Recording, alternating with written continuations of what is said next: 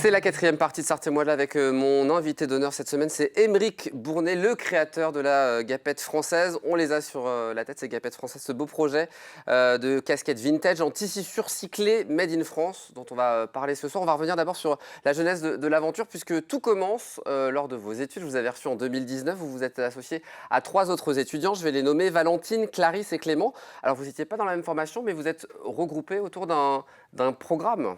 Oui, tout à fait. Ouais. Ça s'appelait le programme des Entrep, qui est un programme qui est à destination des étudiants qui ont envie de s'investir dans un projet entrepreneurial avec une création fictive ou réelle par la suite.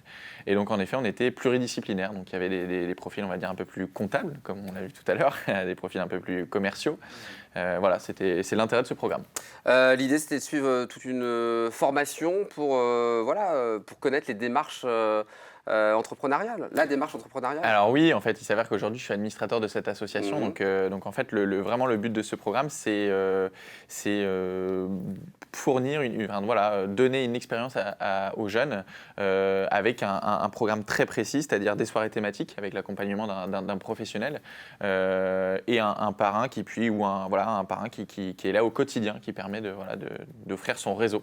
Un programme national qui existe depuis 2009, 3500 projets menés et plus de 150 entreprises créées. Vous avez décidé de vous concentrer sur la Gapette. Pourquoi ce produit? C'était de se dire, allez, un produit plutôt vintage qu'on va remettre un peu au goût du jour? Alors oui, en fait, quand on a commencé à travailler avec Clément, Clarisse et Valentine, on a pu remarquer qu'il y avait des lacunes sur tout ce qui concernait la chapellerie. On avait du mal à trouver des produits fun avec des coloris sympas, avec des coupes modernes. Et donc on s'est dit, bon voilà, bingo, on a trouvé une belle idée. Donc on va essayer d'adopter le concept avec la fabrication française et les tissus upcyclés dessus. Et tout s'enclenche, vous développez le projet, vous gagnez les Entrep au niveau des Pays de la Loire, donc ça c'était en mars 2019.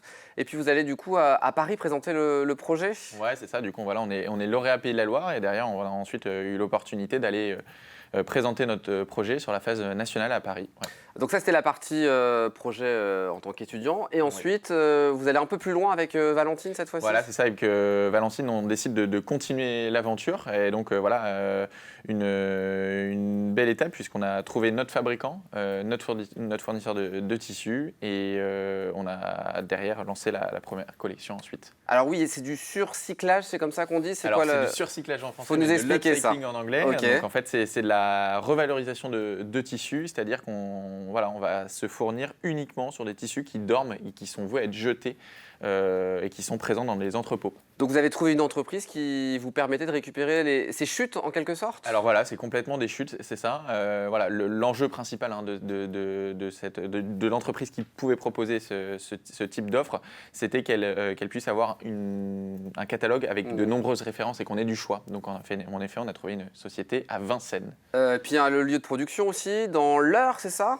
Alors non. Non. Si, c'est dans l'Eure, pardon. Si, dans l'Eure, à Bernay, en Normandie, une société labellisée Entreprise du patrimoine vivant, donc voilà, avec un vrai savoir-faire et des conceptions à la main. Et puis les étiquettes tissées qu'on peut voir sur nos casquettes, là c'est du côté de Saint-Étienne. Exactement. Voilà, on voulait vraiment pousser le concept jusqu'au bout, c'est-à-dire la fabrication française, ça a du sens, et donc on travaille avec un expert justement dans l'étiquetage. Maintenant vous êtes seul aux manettes de l'aventure. Vous avez lancé votre première collection il y a quasiment un an, c'était en juin 2021. 4 gapettes de tailles différentes qui sont proposées. Vous pouvez nous les présenter, ces gapettes? Alors oui, voilà, il y avait 4 modèles On les voit à l'image même. Voilà, 4 modèles différents. L'élégante, qui est un modèle beige. L'artisane, avec un pied de poule bleu et blanc. L'audacieuse, qui était un modèle jaune pêche. Et puis également la skipper bleu marine. Donc vous avez développé tout ça depuis un an. J'ai lu dans la presse, et vous allez me confirmer ou non l'information, Omar Sy aurait porté la Gapette dans le cadre de la série Lupin. C'est vrai ou c'est faux? Alors non, c'est faux. Bon, très bien. C'est faux. En fait, si vous voulez, on a un article qui est sorti sur la marque et si vous voulez, ils ont mis en avant la série Lupin puisque c'était d'actualité. C'est une contrefaçon, dit-on dans l'oreillette, mais c'est vrai en quelque sorte. Il aurait dû porter une Gapette française. Il nous a retweeté, donc ça veut dire qu'il a un petit œil sur nous. Peut-être pour une prochaine saison de Lupin ou autre, pour un autre projet.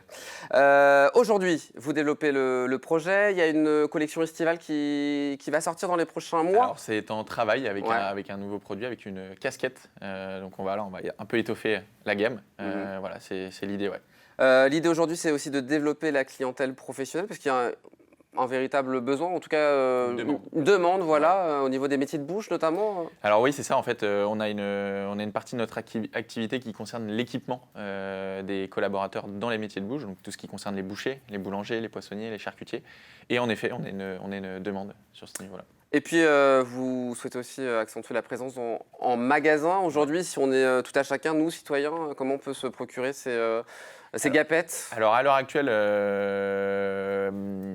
on a le site internet qui est vitrine et qui n'est pas encore complètement marchand. Donc, il suffit en fait d'aller sur notre site internet et d'aller sur la page contact pour me contacter. Et derrière, je ferai un plaisir de vous répondre. Mais voilà, ce site sera bientôt marchand.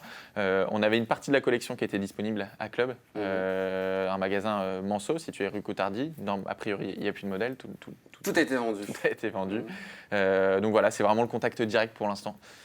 Vous l'avez dit à nos confrères de Ouest France, j'espère que je ne dis pas une bêtise cette fois-ci, je disais au début de l'année que 2021 serait l'année du Grand Test.